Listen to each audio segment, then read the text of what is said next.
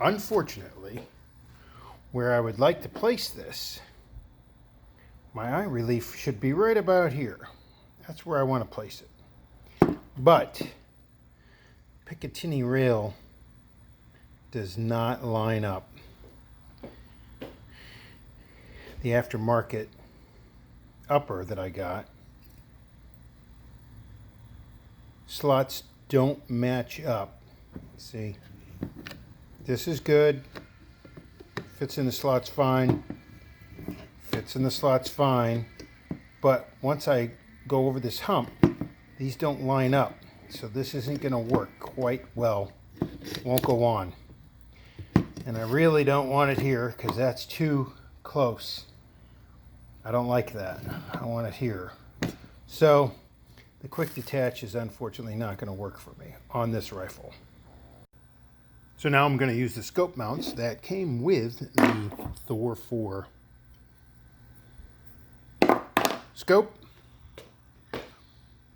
And they'll allow me to just move these as required to mount the scope.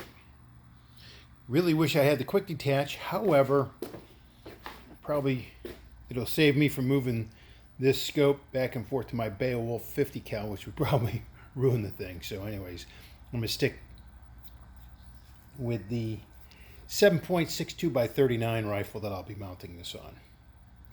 Because the 300 Blackout is not dropping the big pigs like I'd like it to.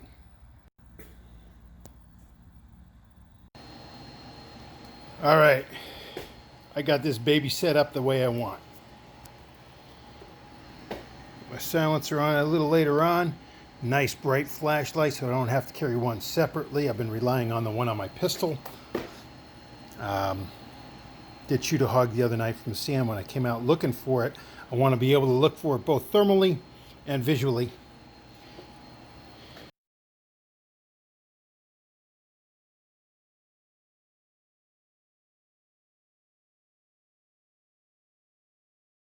This is Bob. Say hello to Bob. Bob is a rubber dummy. Bob's going to help me today. Bob, this target, maybe this piece of cardboard, these pliers, this lighter, maybe another lighter. I heated one, I filled one up, so hopefully it'll work. And this roofing nail are going to help me sight in a thermal scope today. Bob will have this target placed on his chest. In the middle of Bob's chest, I will take this roofing nail. I won't be holding that roofing nail with my fingers. I'll be holding it with these pliers.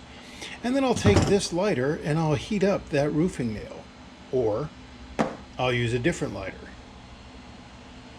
In any case, Bob is going to have this hot roofing nail placed in the middle of his chest. Be right about there. And I'm going to use my thermal scope to sight in on this hot roofing nail. And then I'm going to see where those shots are, and then I'm going to try to get them in so they'll be right here. So let's go, Bob. Let's sight in that thermal scope that I got. Should have brought my torch lighter. I fueled it up. Now, I've been working outside all day, and there hasn't been a breeze. Nothing at all. Nothing to keep the bugs off me, nothing to keep the sweat down. And now, it starts getting windy out. Really?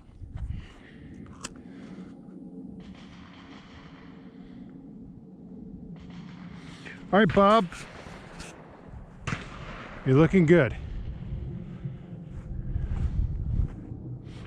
Oh, that's why.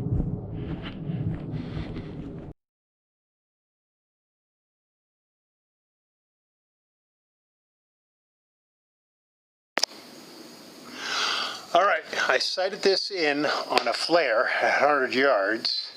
See, my silencer's a little on the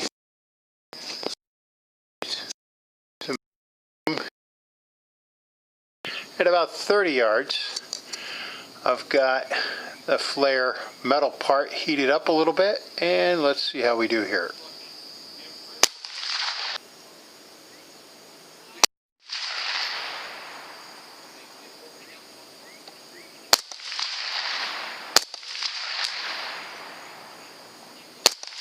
See what kind of group I have right around.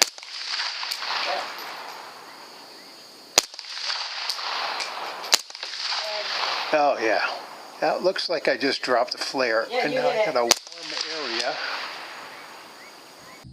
At 100 yards, actually it's a little more than 100 yards, probably closer to 110 yards out there at the berm.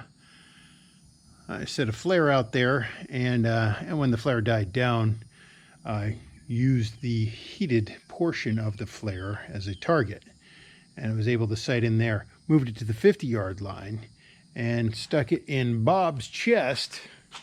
Actually, I had it balanced here in Bob's chest, and that's where these holes came in from. I was heating up pretty much the top and continued to shoot it until it fell and was no longer of any use to me. However, I do believe I have this sighted in and can fine tune a hog just right.